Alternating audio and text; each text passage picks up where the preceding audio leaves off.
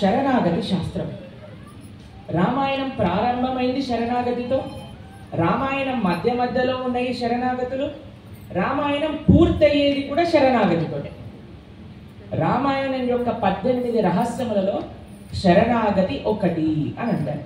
रामायण में शरणागति एक मुख्य भाग है. रामायण स्टार्ट होता है शरणागति से, बीच बीच में बहुत सारे शरणागति को हम देखते हैं और रामायण कंप्लीट होता है शरणागति से. तो इस साल हम सोच रहे थे कि रामायण में जो अलग अलग शरणागतियां हैं उसके बारे में प्रस्ताव करने का. तो हम समय के हिसाब से 6 शरणागति पट्टाभिषेकम से पहले और 6 शरणागति पट्टाभिषेकम के बाद सुनने का प्रयास करेंगे. 6 शरणागతులు పట్టాభిషేకానికి ముందు, 6 శరణాగతులు పట్టాభిషేకం తర్వాత. మీకు ఒక విషయం చెప్తాను, ఎవరైతే ఈ అన్ని శరణాగతులు గుర్తు పెట్టుకొని చెప్తారో అప్పుడే మీకు ప్రసాదం ప్లేట్ ఇస్తారట. కాబట్టి అన్ని జాగ్రత్తగా గుర్తు పెట్టుకోండి. తనుజ మాతాజీ, ఎవరైతే అన్ని శరణాగతులు అప్పచెప్తారో వాళ్ళకి ప్లేట్ ఇవ్వండి. చాలా మంచి ప్రసాదాలు చేయించారు మీ అందరి కోసమని. కాబట్టి ఒక్కొక్కటి లైన్లో చెప్తూ ఉంటాము, జాగ్రత్తగా మీరు అందరూ గుర్తుపెట్టుకునే ప్రయత్నం చేయాలి. మొట్టమొదటి శరణాగతి శ్రీమద్ రామాయణంలో దేవతలందరూ కూడా దశరథ మహారాజు గారు చేసే అశ్వమేధ పుత్ర కామేష్టి యాగం యొక్క యాగశాలలో భగవానుడికి చేశారు. మొట్టమొదటి శరణాగతి ఎవరు చేశారండి?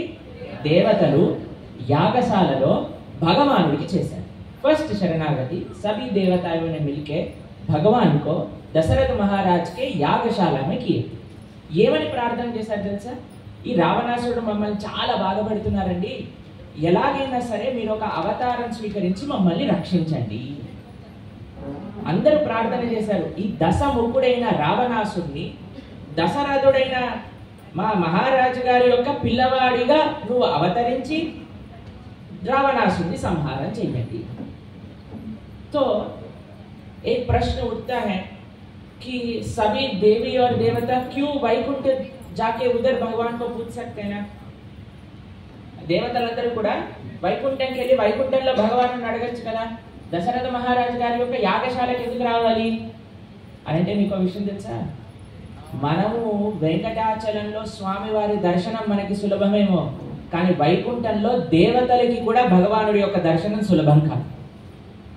అక్కడ ఎవరైనా వెళ్ళారనుకోండి, అక్కడ ఉండే జయ విజయులు ద్వారపాలకులందరూ కూడా ఒక పెద్ద కర్ర పట్టుకొని నిల్చుంటారట.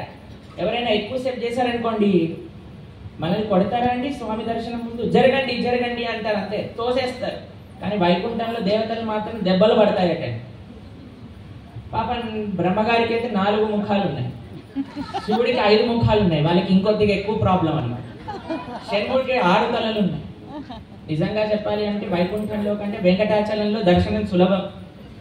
కానీ మీకు ఒక విషయం చెప్తాను, అంత దుర్లభమైన వైకుంఠానికైనా సరే ఎవరైనా సరళ భావనతో గురువులకి ఆచార్యులకి భగవానుడికి శరణాగతి చేస్తారో వారికి లభ్యమవుతుందట.